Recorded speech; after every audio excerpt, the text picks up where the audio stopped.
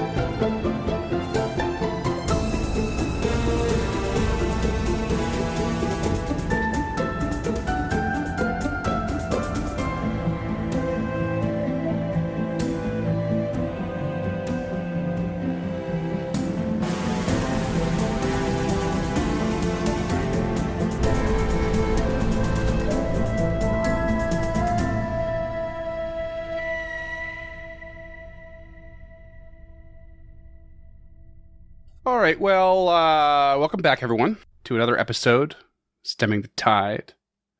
I believe we left off with you guys traveling back to the Fogfen, making your way down the Gaunt Trail, and this time you are properly entering the ruins at night.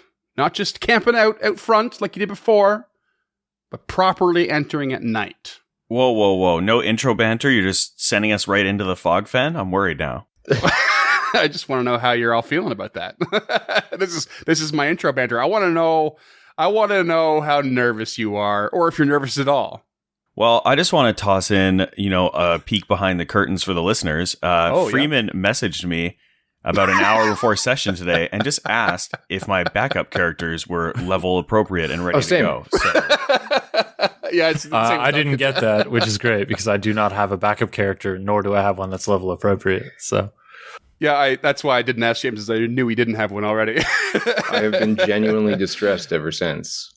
Well, let's just establish here that it's not necessarily when I ask these questions or point you in a certain direction. It's so you guys. I mean, every player does this, or most players do this. It's easy to get really worked up and imagine more than necessary. Like take the boat for example. I plugged that boat on the pier over and over and over to the point where you guys didn't trust me, and all that was really there was a clue. But you thought danger was absolutely nearby. It's because we don't trust you. Yeah, that's fair. And you shouldn't. Spoiler alert, you already killed one of us at level 1.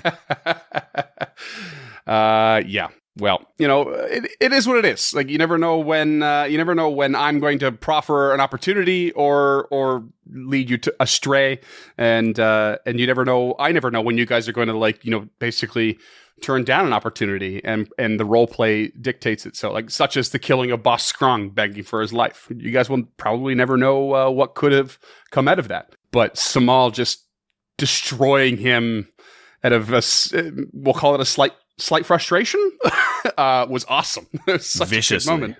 Yeah. So no regrets, but you just never really know what's behind that curtain. I just feel like, we need to get straight into this because we just finished 2 back-to-back episodes of pure roleplay and meta talk. Not planned at all. Just kind of came out very organically. But one thing is for sure is you guys are heading back to the Fogfen for a couple of reasons, I guess, but one in particular at the forefront is very much to destroy this flicker wisp. But also on top of that list is the fact that Tulok has Borbo still and the Soul Gem, hoping to use him for more information if possible.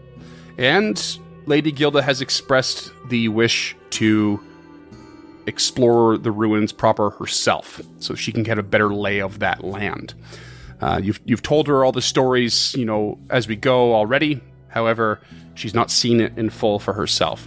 So we are just going to really just jump straight into it here.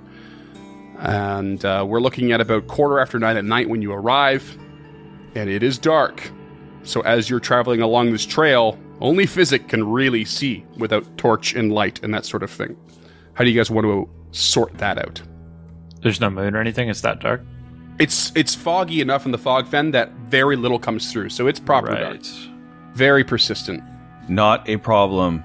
Tulok will turn to Lady Gilda and cast light on her fists? I was going to say on her weapon, and then I realized. Yeah, on not her shield? on my hand wraps of Mighty Blows, I think is probably the best way to do it. Yeah. I don't see why not. Except then it's like, okay, if we're talking real fists here, you'd think you'd be bringing it back to your face to protect your face. And then you're just staring into the torchlight. Yeah. Oh, I mean, she's got a shield, so she's got the shield up, her hand out front of her. Unless you want to take the lead, I don't know what else to do here, but nope, that's good. Kind of a funny sight, just holding the shield up and then fist out. Yeah, he'll cast on the hand wraps. Okay. Hand wraps, sure. Are you wearing a helmet at all? Nope, no helm. No. Well, that would have been convenient, wouldn't it? Not really. No. This glowing light shining all the way around her head. Instead, you've got to poke your hand outside of your main form of defense, being your shield. She's very quick. It's fine. Those wraps are just to slow those hands down.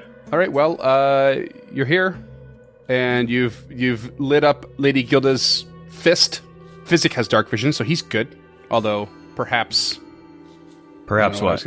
I don't even know what I was going to say there. All right. Well, I lost my train of thought already, so just cut that. Cut it. Although, Tulok will be taking the avoid notice action. Typical. I want to take the defend action, but there's no real reason to if you're going to attempt to avoid notice.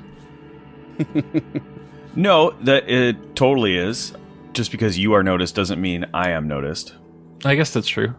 I will. Depends on his positioning, yeah. I will take the defend action then and hang out ahead of them, 10 feet, I guess. Okay. So they're still in the light. So what's first on the list here? What do you guys want to do? It's dark.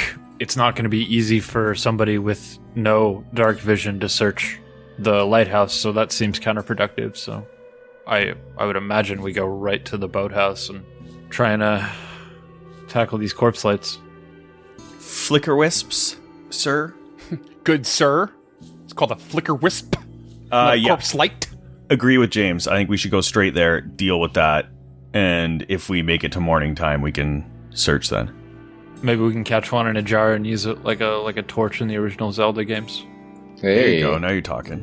Yeah, that's a great plan, because Physic was not about to volunteer his dark sight to go searching the lighthouse by himself. Fair enough. All right, so should we move around the outside same way as usual? At some point, we should rebuild this bridge, honestly. Yeah. Yeah, I mean, we might as well just do what we normally do and get back there and get Tube Top out of the boathouse or out of the laboratory so he's not in our way.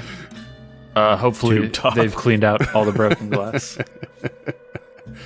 No doubt that name is inspired by recent edits with just Scott going, "What's his name? Thumbletube?" I think you named like 4 different options before you get in the right one. It's great. Tussle Top sounds better in my mind. Tussle Top, yeah, that was a good one. All right, well, I've moved you into the L-shaped hallway here. What route do you want to go from there? If I recall, the door to the actual lighthouse to the north of us here is blocked on this side, or do we open that?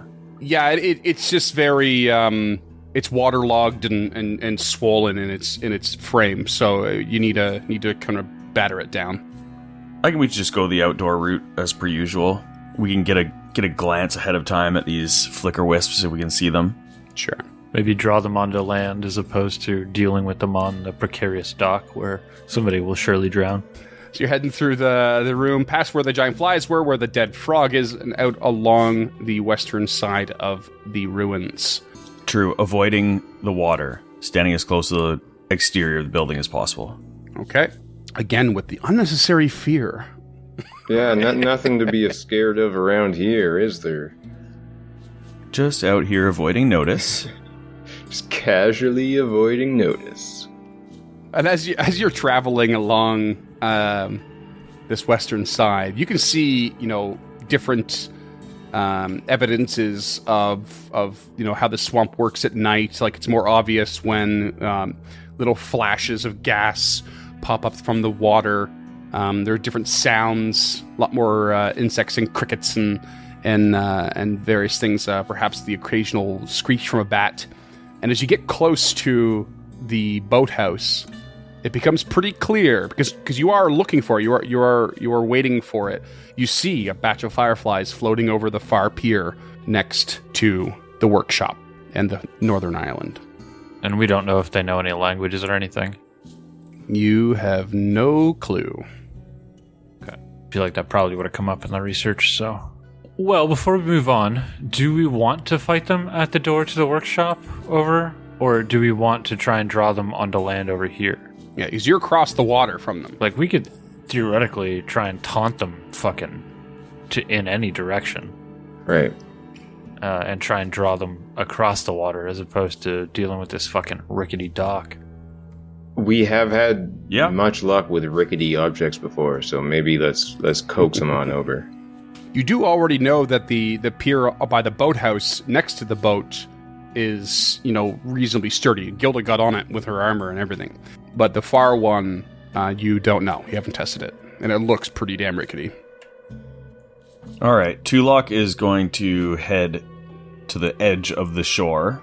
So being on the far bank, he's about 45 feet away from where these firefly lights are. We had discussed strategy and really settled on not much. You do have a couple pieces of vital information. You know that this particular type of wisp, works with confusion in a certain way and is not likely to be accidentally. It's not likely to accidentally fall victim to said confusion, and it is a little more dangerous in close proximity.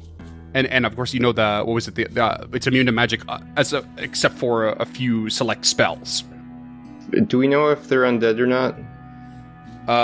You would sort of assume they are not, because a corpse light is a very specific exception to the general rule of a wisp. Wisps are not undead creatures, but the corpse light was. It is a wisp that has died and is barely clinging on to a mortal existence. Okay. Yeah. Yeah, but wisps themselves are not undead creatures generally. Okay. They are aberrations. Rats. Wisps. Well, I mean, if there's any dead rats in there, we might get some of those too. Let's just try to taunt him over then. So at the edge of the bank here, Lady Gilda to his side, Physic shortly behind. I'm going to... You didn't have to say shortly behind, he's just behind. Small character mechanic behind. He's behind and very short. It's important. We're painting a word picture here.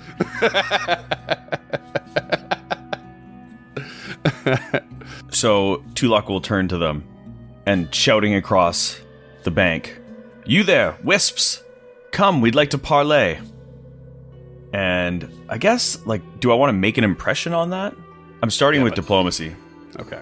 I will attempt to aid if possible. Oh, sure. Yeah. Did you roll that secret? Yep. Using my cooperative nature, that is a +10 to that roll. Yeah, you rolled a 23, so that's a solid aid. You get no response. They're just a group of fireflies near the edge of a pier. Didn't we learn that they go for lost people, people that don't know where they are, or they're generally confused and kind of they prey on that lack of certainty? Yeah, that's wisps in general. They prey on sadness and anguish and pain and that sort of thing. And these guys are a little bit different. They still relish in those, but they prefer things like confusion. They are, often looking for a wayward person to attack and or take advantage of. Okay, Tulok is moving to the dock on our side because it can get him much closer. And as an exploration activity, instead of avoiding notice, he is now detecting magic. And he is 25 feet away. So if they're magic, or if there is magic, let me know.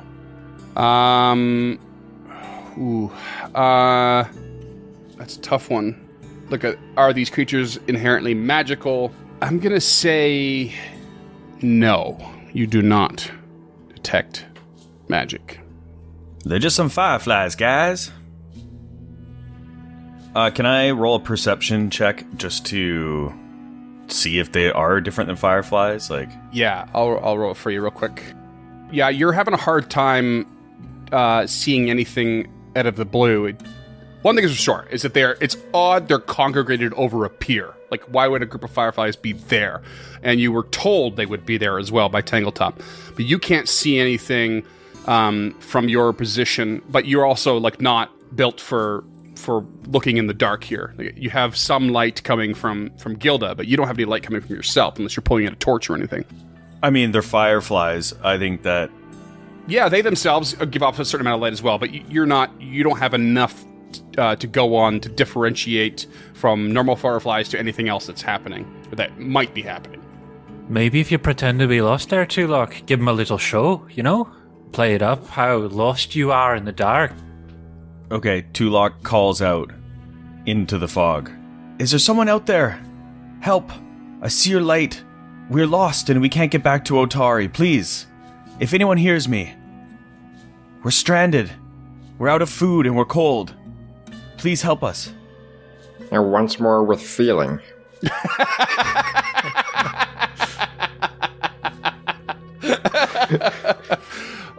Throwing shade.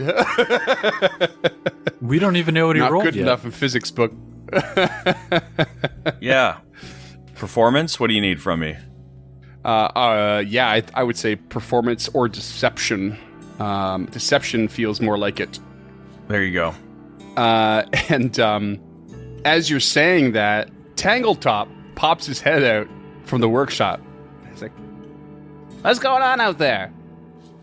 But also, the fireflies start to move a little bit off the pier and slowly towards Tulok's direction. Across the water? Yeah. Look at these fun little animations he has. Yeah, they're really neat. Oh. It's like a goddamn Disney cartoon going on right now. Tulok takes a step or two back and says, "You there with the light, please come help us.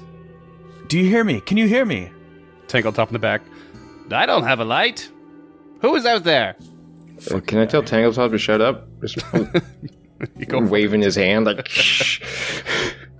Okay, Tulok has backed up. He's now beside Gilda inside of the crumbled boathouse. Gilda will take a 5-foot step, blocking the doorway with her shield up, taking the defend action still. And as you do, these fireflies continue to to move over, but then they end up over top of the boat as opposed to the pier, and they settle somewhere around there. Gilda will throw a javelin to see if it provokes them. Hell yeah. Okay. All right. Gilda is going to throw a javelin straight into the mix. Get him. That is a 15 to hit. The javelin soars straight through the congregation of these fireflies, but then they shift and form a line, and they go back to a smattering and cloud of fireflies, and then go back into a line again, and then form a ball of light, and they keep changing these shapes and whatnot, and they're very much reacting to what you've just done, and suddenly they form into a creature that looks like this. Ooh. I don't like the looks of that. The easiest things to fight. Describe it for the listeners. That's why I give it to you guys. You describe it for the listeners. I just couldn't figure out how, so I was trying to Trying to pass the buck. It looks kind of like if you mixed a strand of hair that you found in the drain with the liquid from a glow stick. It's like if honestly, not a bad call. it's like if Cousin It from the Addams Family was also part of the Cthulhu mythos. Ooh, and at a rave. Yeah. I would want to go to that rave. Yeah, it is. It looks like you've chopped off someone's like long ass ponytail while it's underwater, and it's all maintained this long kind of grouping of strands. And there's these lights and these yellow lights and dots and stuff just swirling all around it, and it shifts and moves and this really strange way. And we are, of course, now going to roll initiative. Don't ever cut my hair if we're in water. Or if we're not in water. Are you talking in character or just in general? Just in general, if we're at the pool together, doing any weird ideas, Freeman. I mean, I usually bring my scissors to the pool, but I guess I won't next time. That's just for running with. Because that's the best place to run, yeah.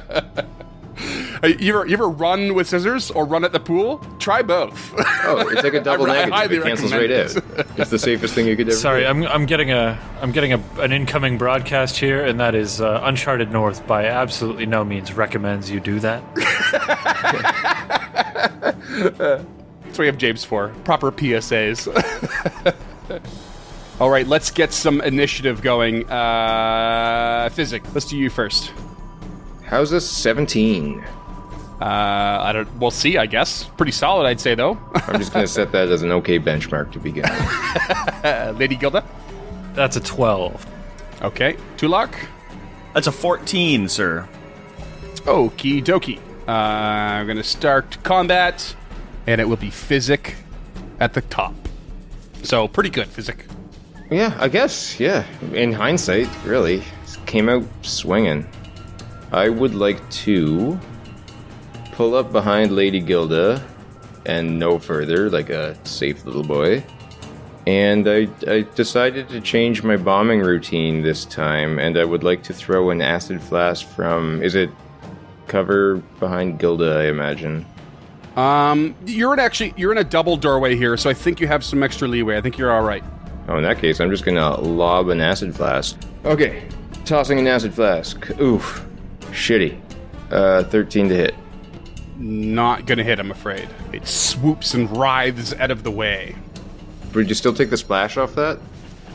Oh, yes. Yes, I believe that's the case. I forgot about that. Yeah, I will still take splash. Okay, so one acid splash, yep. Okay. That is 2 actions, and with his third, he will draw the caltrop snare that he has. Oh, okay. And end his turn. Bearing in mind this thing is floating in the air. Okay. Just, I don't know how snares can be set up, but I'm just throwing it out there. Tulak. All right, well, Tulok is pretty hamstringed by this combat, so at this point, he is going to raise his hands and just fire out 3 actions worth of magic missiles. Yeah. Light them up.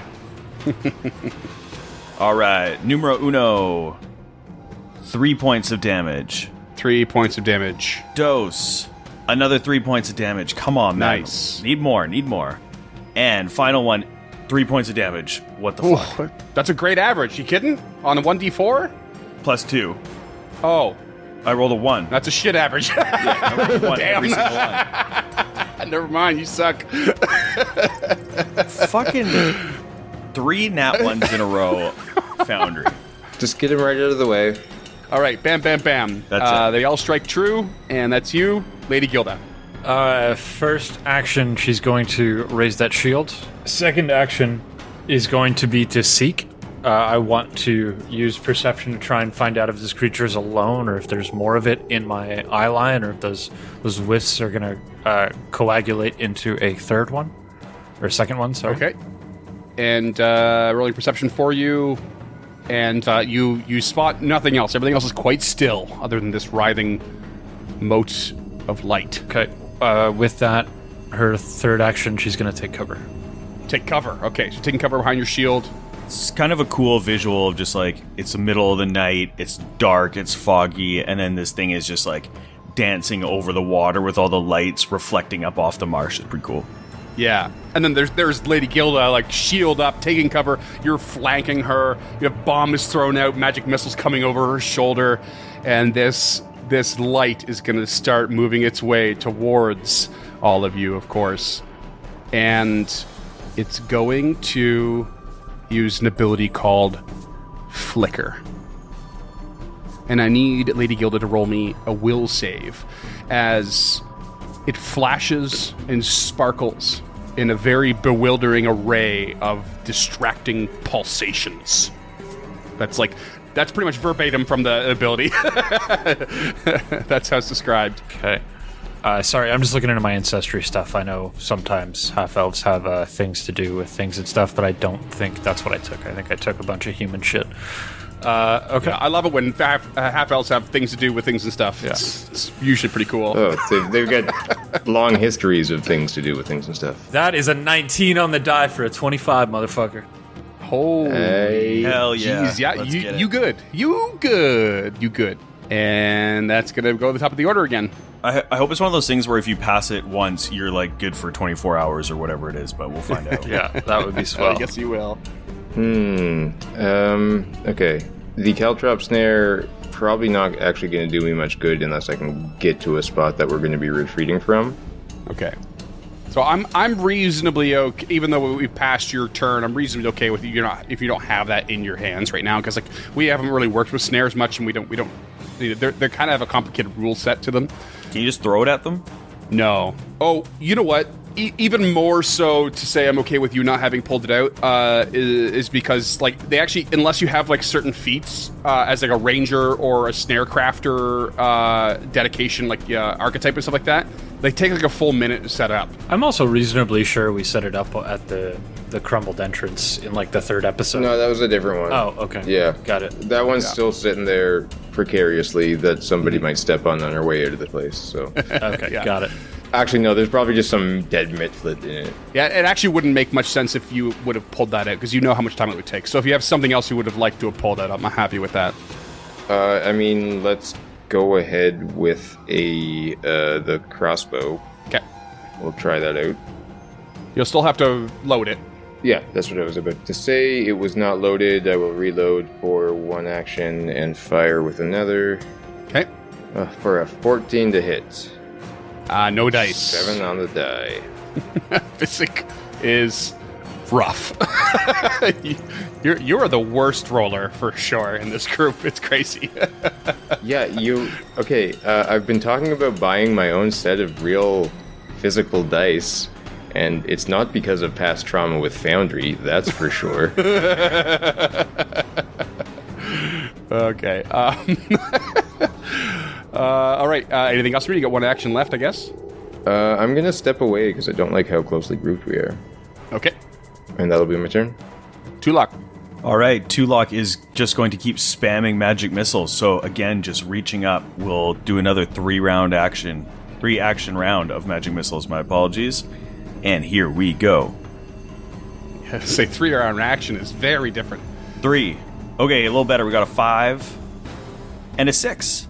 All right, so that's 14 points of damage. Describe how you destroy the Flicker Wisp. Oh, all right, yeah.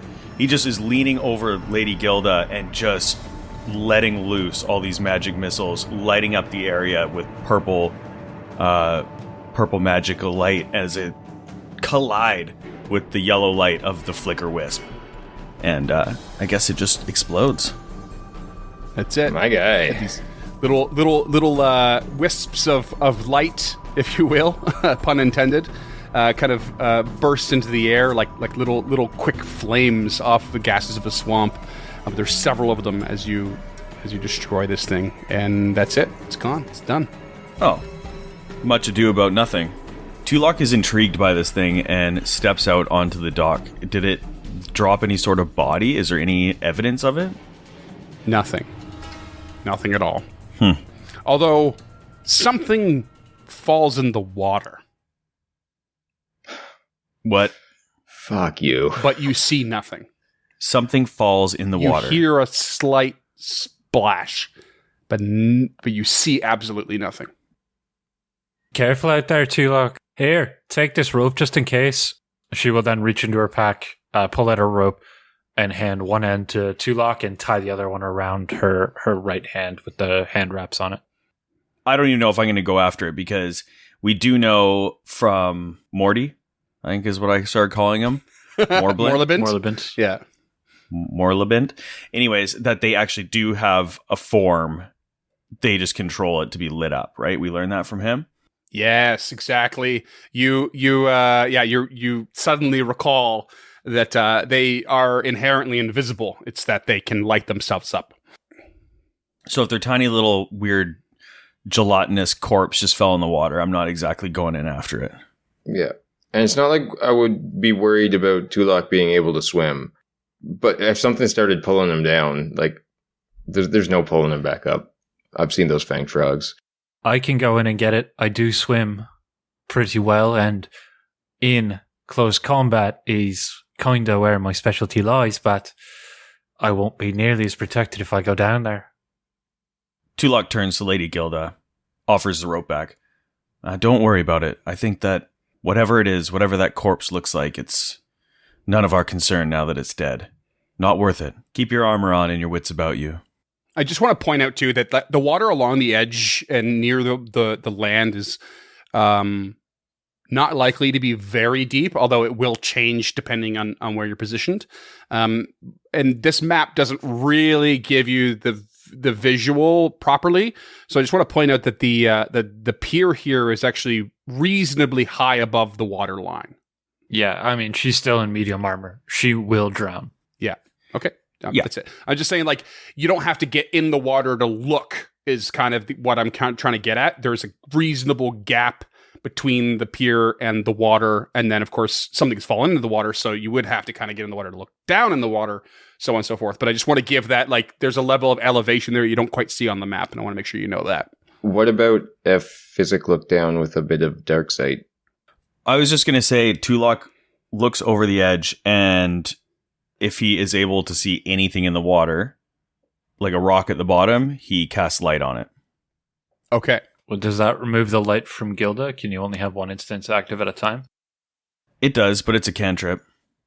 But he can just do it any time. Well, why don't we do Physic first?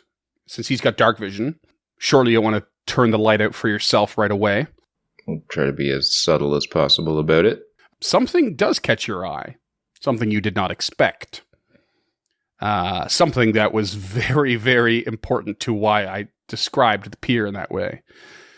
There is, in fact, a cave-like entrance into the ground beneath you. Oh boy. It's actually sizable enough that if you were to get into the boat and duck your heads, you could go inside. And it looks like it might open up quite a bit. So, but all I see is like the mouth of the cave and blackness beyond. Yeah, because it looks like it twists and turns a little bit beyond your immediate line of sight. Okay. But it is away beneath you. And you kind of tell it, like, if you were to, you would have caught it, based on how you're looking at it now, you probably would have caught it if you were looking from the far pier. Right. So I'm assuming Tulok conveys this to the rest of the group. Well, Physic. Physic. In a more timid way than Tulok would have, I'm sure.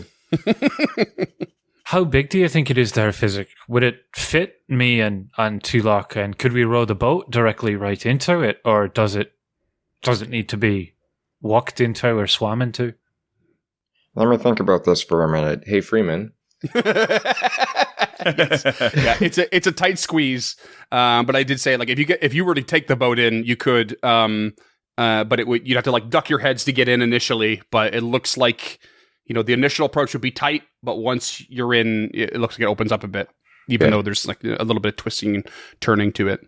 Yeah, we can try to take the boat in. It's going to be a tight squeeze. Well, that does give us another option for exploration here. It'll take us some time to hire some laborers to dig out that other area, so in the meantime, this might be a good place to go.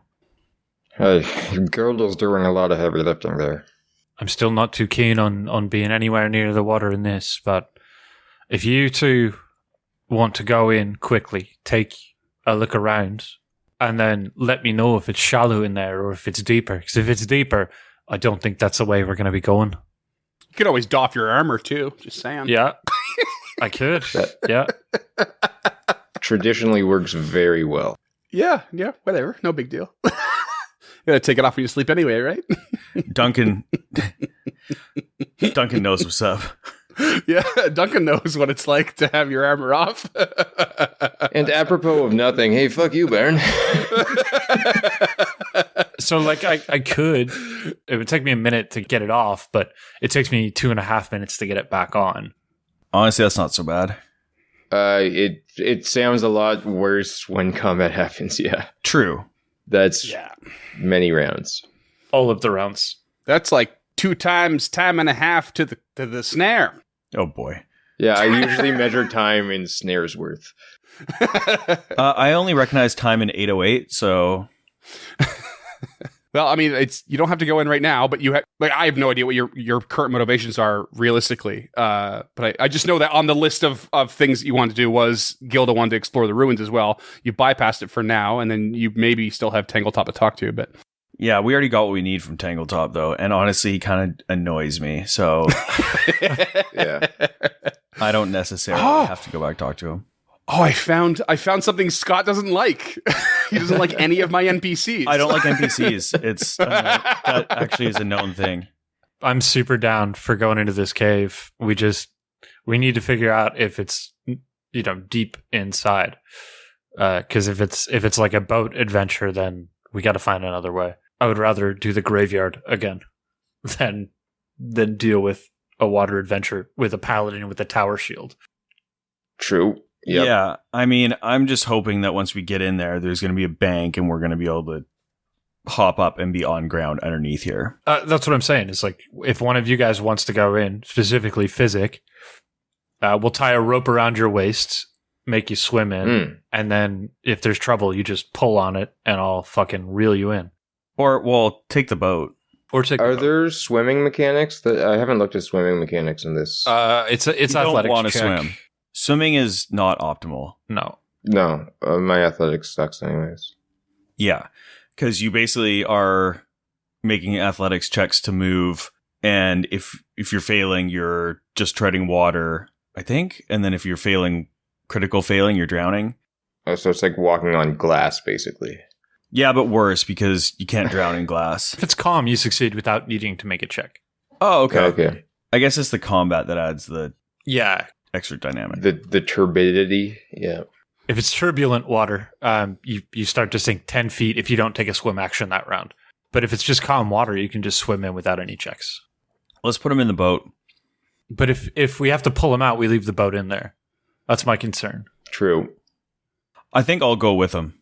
Oh, okay. Yeah, what if you paddle the boat while I scout like one gnarly little Rudolph the Red-Nosed Reindeer?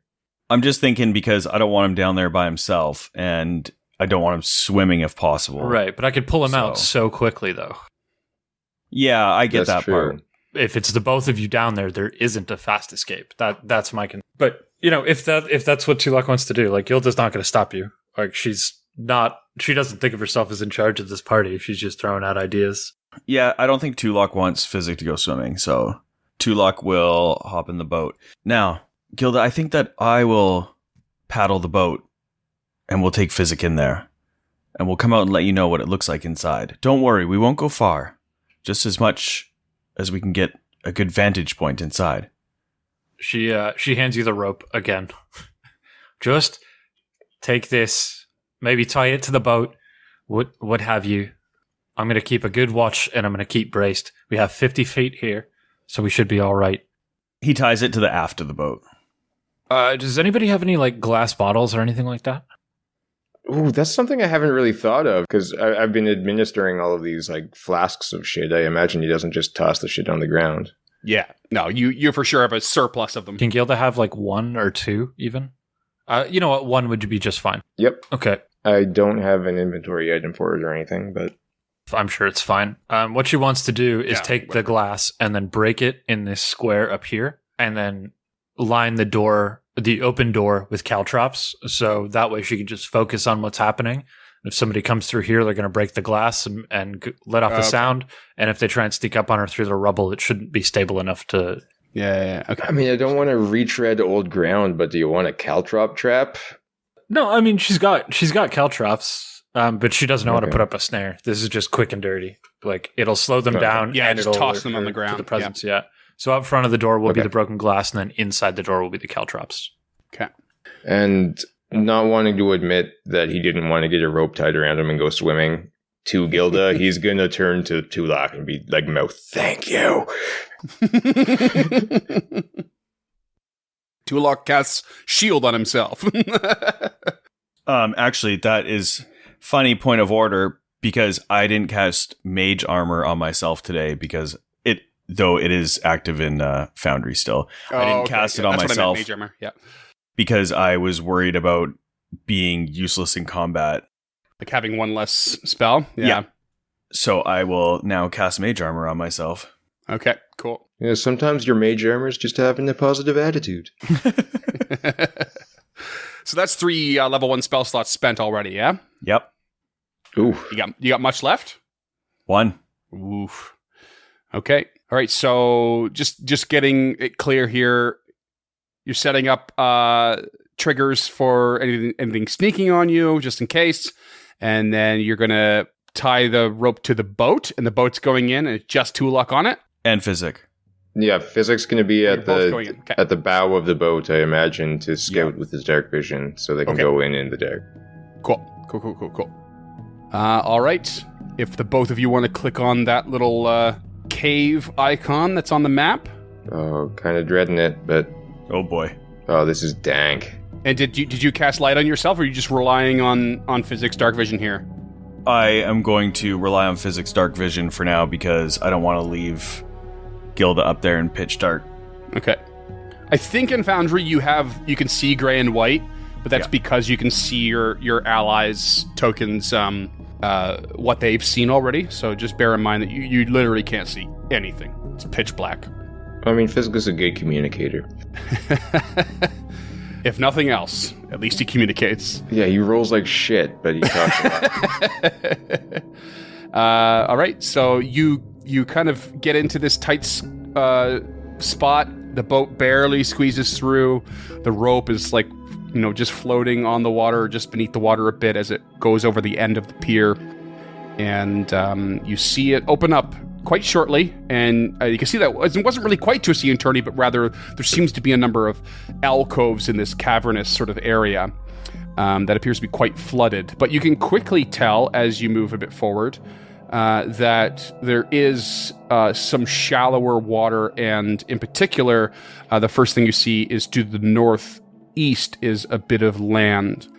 And with the assumption that you are searching, using the search action here to scan the area, Physic, you notice down here to the south that there is in fact a chest. Ooh.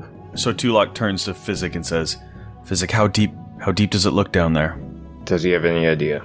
No, not really. You know, even with dark vision, you can't really see through water super clearly, especially swampy water. If you wanted to, like, I don't know if you had a stick or a staff or something to like test it, but it's hard to tell. Yeah, we're basically floating on ink right now. I need something to test this out. Just cast light on a stone and drop it like a glow stick. Hell yeah. Ooh, that's clever. Yeah, but then you're gonna be in pitch dark. I'll survive. Tulok takes a sling bullet out of his bag, casts light on it, and drops it into the water. Okay. Second cool. Gilda's left in darkness. She takes off her tower shield, pulls out a torch, and sparks it. And you can tell it's about where you're at is about 10 feet deep. Okay, so roughly 3.5 physics. Tulok casts light on the ship. On the boat itself. Yeah. Okay. It's got to be. It's conspicuous. I'm gonna be weirdly stickler on this. It's got to be a thing that's one bulk or less. Fair enough. Yeah, you can't just light the whole boat up. You can't do the tower shield. You can't do the boat. Tulok stabs a dagger into the wooden paneling of the boat and lights it. Nice. And before I forget, because I've been just floating this in my brain, waiting for an opportunity, and now I'm starting to forget it. So I want to throw it there in an effort to continue being better at hero points. Tulok gets one, if not for this, then for having remembered the light of wisps and how it works. For single-handedly defeating that corpse or that flicker wisp. That flicker wisp went down so quick and easy, but like you guys had so much information. You did a great strategy on that. Tulok's the only one that hit it. Yeah, crazy. He just. But did he hit it? So that puts you at 3 of 3. So you're capped out now on hero points. Yep. Which is pretty solid. So don't forget to use those. This chest, is it underwater? No, it appears to be peeking out of the water a little bit. So might be a minor amount of land there just under the water. You should be able to float right to it, though, and give it an open. I do so. Okay, so you just go right up and open it? Yep. Here we go. All right. And inside, it's a sizable chest. There is some gold, 36 pieces of gold. There was a wand, a compass, a stone of some kind, some sort of pearly white stone, and a great axe. Dang. All of which, other than the gold, have the opportunity to be identified. Okay. Because assuming you would detect magic, you detect the hell out of it. Tulok takes all of them and turns to Physic and says, Physic, I found what seems to be a crate of items here. Let's go get Lady Gilda now, and we can discuss these up top. And he starts paddling out. All right. And on the way out, could Physic throw, like, I don't have any darts left, do I? But if there's any, like, little rock or anything in the boat or anything you can grab to throw towards that land and see if anything kind of stirs. Yeah, you want to just throw some random object on your person? Yeah, one of the pans that he has on it, like it's one of those cast iron pans that's just so beyond repair that you're like, dude, that's a tragedy. They're coming around this corner from the chest, so he'd like to get it as close to that patch of land as he could, but that's 30 feet away, so Okay. Yeah, I mean, it's basically gonna be AC 5 to try and land it where you want, but you can by all means give it a toss. But you roll me a check similar to like throwing a dart there, just like thrown weapon check. Thrown weapon check, okay. That's a 14. Yeah, and you landed exactly where you want, and it disturbs the water, but nothing else seems to happen. Okay. And he was doing it on the way out, just like silently kind of watching to make sure nothing was going to be coming up behind them. Okay. All right. Tulok paddles the boat out and back to the dock and would like to tie it up using the line. Okay. Walks up to Lady Gilda. So it appears there is some land down there. Just shortly in, we didn't see any creatures, but I did find a chest with some items. Come, let's take a look. And he walks back into the boathouse. She winds up the rope, sets the torch in the old fire pit, so it's kind of like illuminating the area, and picks up her shield. Okay. Okay, so I would like to start with the unusual object. Actually, in a lot of ways, maybe I'm not even the right person to be doing this. My highest is occult at 5, and I know you guys are... Yeah, Fitz's got a little bit higher because he's a intelligence-based character as well. You threw everything in the party loot, did you? Yeah. Yeah, it's in the party loot. So the unusual object there is the pearly white stone. I just forgot to rename it a bit there, but that's the one there. So Tulok hands it to Physic and casts Join Pass to try to aid. Okay, so occultism, you say? Yeah, any of the, well, whatever you want, realistically. Yeah, they're all pretty similar like that. Oof. 6 on the die for a 13. I do not aid with a 9. Yeah, no such luck. Gilda will attempt her own religion check. That is a natural 20 for a 24. Ooh, hell yeah. Nice. Ooh, Fuck nice. yeah. DC was 20 on this one, actually. Ooh. And it is a pearly white spindle Aeon stone. Nice. Oh, shit. And when you invest this item, it is an invested item, it slowly starts to heal your wounds, restoring 1 HP every minute. Oh. A resonant power grants you resistance to 1 negative damage if you are able to take advantage of a resonant power of an Aeon Stone. I kind of forget how that works, but there is something there, an extra mechanic there. But, I mean, this is clutch. This is a pretty clutch item, I would say, because if you spend 10 minutes refocusing, you get 10 HP back. Yeah. That's big. Yeah. I mean, I want that. Honestly, it makes sense for you to have it. Yeah, you're the first one in the room every time. You should probably take that. Okay. Oh, no one's going to compete? Oh, man. Well, Physic can heal Tulok. I want Can it he, too. though? Oh, you can deal Tulok, yeah. Okay. I mean, we can roll for it. Like, no. I mean, I want it too, but I think it makes more sense for you to have it. All right. You polite motherfucker. Goddamn Canadians. Just going to put that one in my inventory then. Amazing. All right, what's next? Tulok turns to Lady Gilda and says, well, you did a good job of figuring out what that was. How about this? And pass the unusual wand. And he will attempt to join pass with her. 17, so I aid. 8 is +1. Yeah. Wait. It's only a 13. No, unfortunately, my studies didn't really include too many wands. So it was more combat. Maybe I'd had better luck with the great axe. All right, well, he will attempt to aid on that then. Well, Physic, do you want to give the wand a go? I mean, sure. I'll take a religion check on that. It can be any. Religion's just my only good magic. Oh, well, I already rolled religion before you said that, and I got a 19. Okay. Totally fine. I Wand of critically magic failed missile. on an aid on join Wand pass. of magic missile. That sounds great. It's got only a single charge, but wands work differently in 2e than 1e. They don't have multiple charges. Rather, they have always have a single instance of a spell, but then you can they recharge once per day. I think it is, or something like that. You can try to overcharge the wand as well. Once per day, you can overcharge. That's what I'm looking at. But there are downsides or possible downsides to overcharging a wand. Otherwise, I can't quite remember. We'll have to look it up. But there are definitely ways to recharge it without having to buy a whole new one. Yeah, I've yet to encounter wands before. Do you have to be a magic user for this? Yes, I believe so. I actually as well don't know how they work in 2e as compared to 1e, which is... God, now I can't even remember the parlance. Yeah. One is a UMD check. Usually it has to be on your spell list UMD, in right. 1e. One can cast a spell once per day. You have to be holding it, obviously, and it must be on your spell lists. Because you're the one casting the spell, you use your DC and attack roll. So you just get a free instance of magic missile once per day, which is fucking awesome. Very nice. Yeah. Very Seriously nice. good. Yeah. So, Tulok... I think I want to roll for that one. Ooh. Is that on your spell list? No, I don't have a spell list. I'm a paladin. Yeah, it's all your spell. Yeah, it looks like Tulok gets that one, yeah.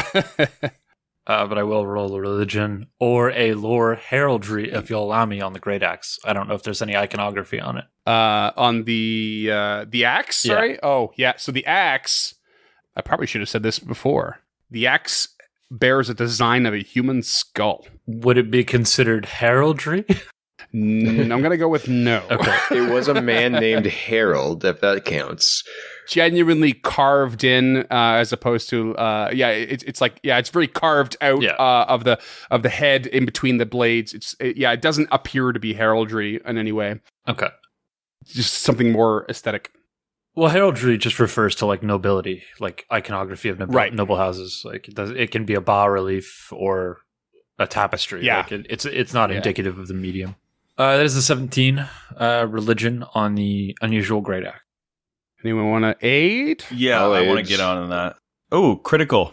Okay, never mind. Hell yeah, +2. This might be Scout's first aid. Second now.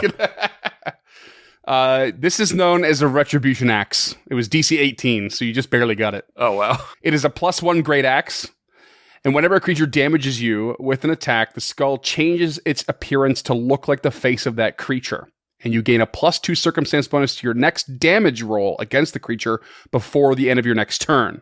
Because the face reshapes each time you're damaged, you get the additional damage only if you attack the creature that damaged you most recently. Okay, that's not a rune. It's just like It's part this of is the its axe. own Okay. unique magic weapon. Yeah, That's really cool. it's a reasonably common one, but yeah. Yeah, I can't use it, but I can carry it until we want to dump it. Unless one of you guys wants it.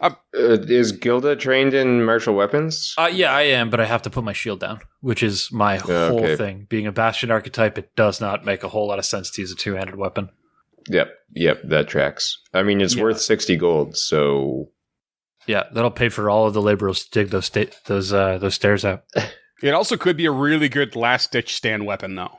yeah, be like, please take this. and Everyone goes spare down, me." and it's you and the enemy, and you just drop the shield and draw the axe, and it's hitting you, and you're getting bonuses to your damage. Like, it could be. It's a like possibility. she'll carry Yeah. it until they want to sell it, but unless one of you Yeah. guys want it. No, Nope. if she comes up across like the Witch King of Angmar, she will be set. I don't get that reference. The, Lord of the Rings. Lord of the baby. Rings, yeah. Of course you Yeah. don't. I don't remember James a H. witch Tolkien. in Lord of the Rings. I It am was no the man. head of the Nazgul guys. Mm. You know, The one that's defeated because of a gender issue. What are you guys talking about? No man can kill me. I'm no man. Eowyn kills him. Spoilers. Well, it all started when Spock went Spoiler. back in time to meet Luke Skywalker. Okay, now you're speaking my language. There we go. It all makes sense now. Okay. Do you want to do the unusual compass there, Physic? Or is that a... I guess that's also a magical check, right? 'Cause it's a magical item. Mm-hmm. I'm hot, so I'm just going to try to aid. It might be worth you just doing the check because you're hot. All right, perfect. I am rolling the check. Let me aid you. Okay. What are you rolling? Oh, I rolled occultism. Oh, I'll age on that. I will also attempt an aid with my cooperative nature. I did not aid. No, me neither. And I rolled a 15. Okay, so you're not still hot. No, you're not sure. Men's not hot. Chilled off quickly. Can I attempt my own check? You can, but the DC is increasing. I know. now. That's why I'm just going to do it now before we Yep. get... I Hey. aid. Okay. No, never mind. That's 12. God damn it. Worst case scenario, I guess we can bring it back to Rin or use it as a regular compass. Does it seem to function as a regular compass? Like, does it It point north? absolutely does. Yeah. Okay. Definitely operates as a regular compass. Yeah. Well, Maybe it's just a regular compass. But you can tell light is, or sorry, not light. Magic is emanating from it. right. So it's got like a glow in the dark dial on it. Got it. Exactly. You know, I got something just like this out of a cereal box when I was a girl. Cardboard exists in this world, right? Sure. Just like a crate. It's just really thick parchment. I assume brown paper bags do. So cardboard, yes. Do they Same have thing? Not really. Pulp mills? Like, I mean, we're in a lumber town, I Otari. suppose, yeah. If anywhere Yeah. did, it would be this place. Or at least they ship their product to a place that does it. Yeah. All right, we've done that. Do we need to go inform Mr. Tangletop that his wisps have been taken care of, or are we going into that cave there, fellows? Neither seem like very attractive options. I say we go into the cave. We are here to search, and who knows how long until the light goes again. Otari is in danger. And you said it wasn't particularly small, right? It does open. It's not like a confined space, is it? Well, we just saw the one bank. I won't lie to you, we didn't go in too far, but there is land. All right. I absolutely trust the two of you. Other than that one time Physic cut me when he was trying to heal me, you've done me no wrong. So I'll follow you in. Physic will be looking straight down at the dock on his way into the boat after that comment. Gilda picks up the torch from the fire pit in her free hand and heads to the boat with them. All right, you guys are going in the cave. Not going to explore the ruins more? We'll come back. It's still dark. Yeah, I thought it was going to be high on your list of priorities, genuinely. All right, with the dagger still glowing, Tulok hops in and they make their way into the cave. When Gilda steps into the boat, does it start to sink at all? Will the boat float all three of them? Oh, no, the structural integrity of the boat is sound. Okay. Very sound, yeah. I haven't seen this map yet. This is exciting for me. This is less exciting for me. It looks scary, doesn't it? I also can't really see anything, even with the torch icon on. There's not much to see until you move, to be honest. So it's very tight. Dank little cave is all it is. So as soon as you hit, there's a bit of a as you're coming in with the light, you can see that there's there's a bit of a line where the water gets more shallow, right across there. Okay. And so it becomes a little more obvious that you can walk in, and it would certainly be difficult terrain to wade through. But then once you get to where Tulok is to the northeast, there is some land to come on. But also straight to this more middle south, there is similar land as well. And you can actually see broken and ruined boats in a little open area. It's foreboding. Yeah, our boat looked so good coming in here. Oh my god. Scott, get out. What the fuck? I think Gilda will just kind of search this general area. So wait, the boat's still going to float through the most of the area. It's not going to stop on that line. As soon as she can get out of the boat, she gets out of the boat. As soon as she can stand in the water, she's fucking out of that boat. Okay. Okay. So if she gets out of the boat, she kind of strolls over in this direction. Tulok rows the boat to that shore. I'm going to make a little square here and call it the boat. Where do you want it? Here? Well, I was just going to put it somewhere where it won't float away. Yeah, so pulls it up half onto all the way out onto the shore. Yeah, and how deep is this shallow water? Because it's pretty. I mean, it's 1 to 2 feet deep, depending, but it's muddy underneath, so it is difficult terrain, and it's not. It's going to be pretty high on you. Okay, there's no waiting from Physic. He's staying in the boat until he gets to shore. And Tulok casts Detect Magic. And there is no magic in the vicinity. Okay, and then he will avoid notice. Oh wait, no, there is some magic in the vicinity. God damn it. He turns to them and says, I can sense magic within 30 feet of me here. It's somewhere close, but I know not where. Gilda starts rummaging through the old boats and shit. See if it's in there. And there's a passageway down here as well as the one with you. But did we see stairs back the other way? Maybe we should make sure that those are the ones that lead up to either the workshop or the what have you, just so we at least have a means of escape. I trust your judgment then, Lady Gilda. Please, lead the way. And she will, I guess, pull Physic and Tulok in the boat over to the staircase. Yee, boat ride. You pull the boat onto the shore and head towards the staircase. But you notice, or rather you don't notice soon enough, that there is a large amount of brown mold all around the area just below the staircase. And you feel your body literally, physically run cold. Like the heat is being sapped from you. And I need a fortitude save. Okay. Je suis expert. You can tell because you said it in French. That is another 12. That is my third 12 in a row. Oh, God. Which is a failure. Yeah, that sounds about right. Which means you take a total of 14 cold damage. Oh my god. That's so many. Okay. And It gets worse? and the mold immediately spreads further out towards the boat. And it starts to encompass a larger area. It moves about 5 feet further inland and up the stairs. So essentially a 10-foot radius from where you're standing now. Tulok sees Lady Gilda react when she gets out of or when she approaches. Yeah, she just starts shivering feverishly as she's trudging through this brown mold. It jolts her whole body, like really hard. Gilda, get away. What is that? Are you okay? And she will jump towards the staircase because it's closer at this point. Okay, yeah, we're not in initiative here.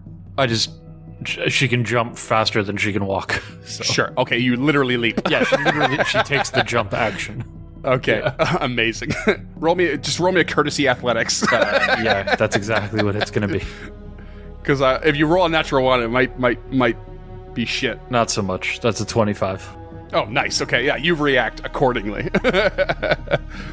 Just like creates this universe's version of like the Foldsberry flop. And as it spreads and Lady Gilda jumps forward, you guys are in the boat on the shore. And I'm sorry, Tulok, you were ahead of Physic. I need you to roll your own fortitude save.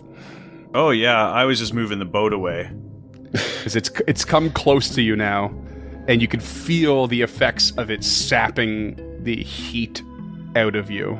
19. All right, you take 7 cold damage. You succeeded. Okay. You take half. So if we're not in initiative order, then I'm gonna start paddling the boat away. Okay. I did not care for that there, boys. I definitely pulled the warmth right out of me bones. Be careful of that. I can't tell if it's something under the mold or if it's the mold itself, but whatever it is, it's certainly not going to be good for us in the long run. Okay, I've said it before, but this really seems like a great spot to throw an alchemist fire. Yeah. With now that I can see everybody's token on the map, I'm not going to splash damage anybody of my friends that are going to be pissed off at me later. We'll see. Well, let me just. I mean, are you just going to go for it, or do you want to do a knowledge check first? This is the my knowledge check would really help. Okay. Yeah. I'll go for one of those too. Let's go for a proper order of operations here. Who's rolling? And it will be. We can go with nature or survival for this one. Oof. I will. I'm they're just both the same for me. I'll just join Pass and aid. If you boys want to look into that, I'll take a look up this hallway and maybe find us a way out. A way out would be much appreciated right now. I got a 22 with the aid. Nice. This is brown mold, and fire is exactly what you don't want to use. Oh. It is actually weak to cold, and it is immune to things like critical hits, precision, that sort of thing, because it's not really an entity so much, but it is sapping heat because it loves heat. It's weak to cold because it loves heat. Okay. This is a hazard, essentially, in mechanical terms. So if you want to disable it, it will require a survival check to safely remove the mold from the area, but it will take you time to do so. And is it something that, like Gilda did, you could either, tumble through or jump over pretty... Yeah, but you run the risk of taking the damage anyway, just passing through. Yeah, Less it does about hit stopping really big. near it or in it, and more about passing through it. It's going to leech at you the whole time. Okay. So let's try to deal with it because we don't want to get separated here. Yeah. What's your survival or nature there, Tulok? 0 and 1. Oh, those are great. What's Lady Gilda's? 0 and 0. Oh, never mind. And the one that's just throwing rocks like a champ over here has 5 and 5, but negated by my previously stated rock throwing abilities. Just get after it, buddy. Nothing else we can do. Rolling survival, removing some mold. That's a 16. It's all right, right? It's a tweener. Yeah, It's all right. It's all right. It's a tweener. Does anyone want to aid? Maybe, perhaps. it might help. Can we aid in You can aid in basically anything, man. Anything you can imagine. 15? So 17 now. Yeah, it's going to take you the better part of maybe about half hour, 45 minutes. But you can safely scrape all of this away. While they do that, Gilda is gonna just kind of gently explore up here. Which way does this door open? Does it open towards her or away from her? Yeah, it'll open towards you. Okay, that's actually perfect. Like, when I'm asking that, it's so if I close the door, I can throw my weight against it and keep it closed. So just keep that in mind. Yeah, no, for sure. Okay. Yeah, and that's what we're going to call it. And for it, if not just general knowledge of fire safety. I've no doubt in my mind that you're the floor fire captain on this podcast. I mean, maybe. I'm sure the building codes in the evil lighthouse are just so fucking strict that everything is right up to code. Yeah. And I'll just remind you, I did say this, I think, before. I can't remember if it was on mic or not, but all of the doors, unless otherwise specified, are swollen and sodden. They don't require an athletic check to open, per se, and again, unless I say otherwise, but they do take, if we're initiative over, take a certain amount of actions based on whether or not you're trained or untrained with athletics. So it takes effort to open these doors. That's fine. She's going to take the defend action and crack this door while they're removing the mold. While they're taking that 30 minutes, her objective here is to either find a combat and retreat or to find a way out. So I'm just going to keep doing that and moving forward. Gotcha. That's foreboding as fuck. I just opened the door to a large skeleton on a table. Yeah, Awesome. the room has a ruined table and several destroyed chairs that lie in a heap in the middle of the room, along with several large bones. And almost as soon as you open it and take a peek in, there's a bit of stirring amongst the rubble. She immediately shuts the door. You boys want to hurry up? There's some things and stuff up here that I'm not quite keen on. And she immediately just leans back in the door with all of her weight. I'm just going to stay up here for a couple of minutes until you guys get that sorted out. Physic had just finished scraping mold off the floor, being so proud of the cleaning job he did. Cleanliness is next to godliness. I need to know exactly how long that takes. In minutes. The what? Sorry. How the cleaning of the mold. How much time we have between now Oh and yeah, when the no, mold's cleared. it's gonna be 30 to 45 minutes of just slowly clearing it and maintaining safety. But I just rolled a perception for you as you hold this door closed, and you don't hear any sound from the side of the door through that whole period. You hear nothing. 30 minutes or 45 minutes? I mean, I guess it doesn't matter. I did 45 on the clock. Yeah, okay. 45 will bring me back up to full, so that's fine. Nice. Forgot you had Man. the fucking stone. That thing that's is so good. fucking good for how big that mold hit was. Yeah, that's amazing. Yeah, cool. Oh, All right, how do you well- invest in an option? Because I didn't invest yet. Oh, it only takes a small amount of time. So you still should be in the clear.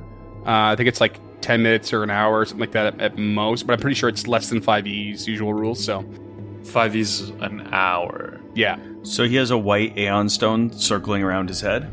That's correct. Yeah, pearly white. Cool. Yeah, God, Scott. So Super quick. seconds. Yeah. Okay, sweet. So she just pulls this Aeon stone out, this pearl starts floating around her head, and she just feels the warmth soak back into her bones as she heals while you guys clear out the mold. Nice. Meanwhile, from up the hall, she hears, "These mildew stains are just impossible." We're gonna get you some gloves when we go back to town there, Physic, I promise.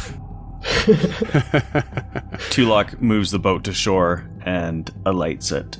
All right. Well, you clear the mold, and Lady Gil's holding the door, but there's no sound. But saw some stirring in this room full of large bones.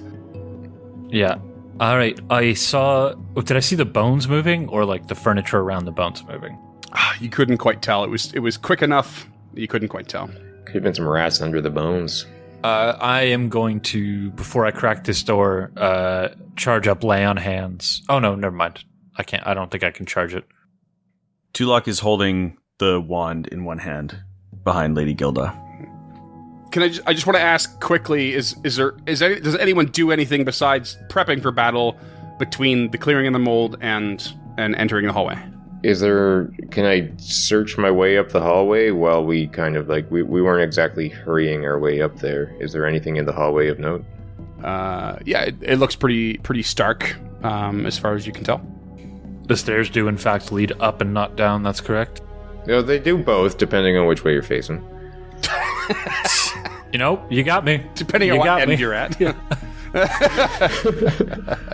Tulok is avoiding notice and will cast Detect Magic, but he also turns and says, "Can I have some quick healing? I did take a little bit of a hit there." Okay, well, Physic being Physic will administer a... What do I got here? I will attempt to aid if you're going to treat wounds.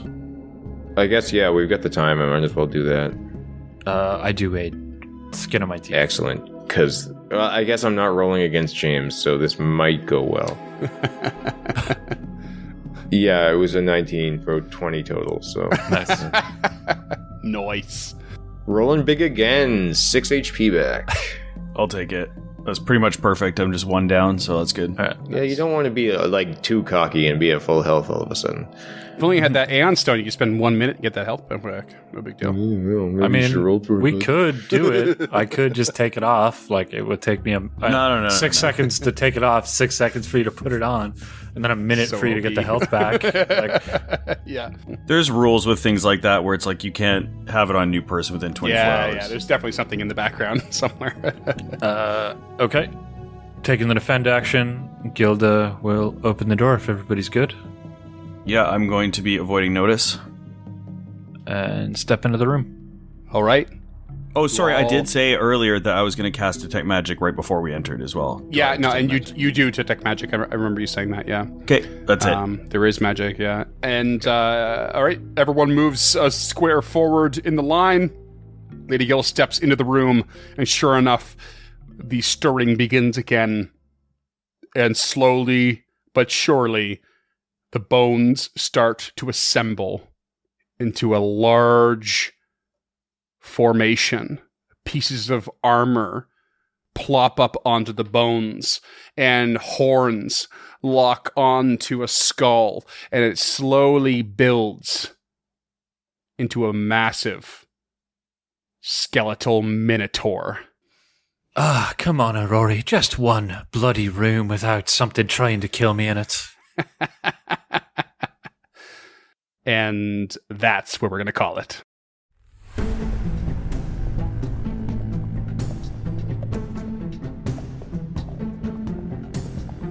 Stemming the Tide is an actual play podcast of the Adventure Path Abomination Vaults and is produced by the Uncharted North Network. Stemming the Tide uses trademarks and/or copyrights owned by Paizo Inc., used under Paizo's community use policy. We are expressly prohibited from charging you to use or access this content. Stemming the Tide is not published, endorsed, or specifically approved by Paizo. For more information about Paizo Inc. and Paizo products, visit paizo.com. Music is composed by Will Savino and artwork by Greyhood. Stemming the Tide is recorded remotely using Foundry Virtual Tabletop. If you wish to connect with us or support this project and projects to come, we can be found at unchartednorth.ca, patreon.com/unchartednorth, and on all major social media platforms. Links to all credits can be found in the episode description and our website. Thanks for tuning in.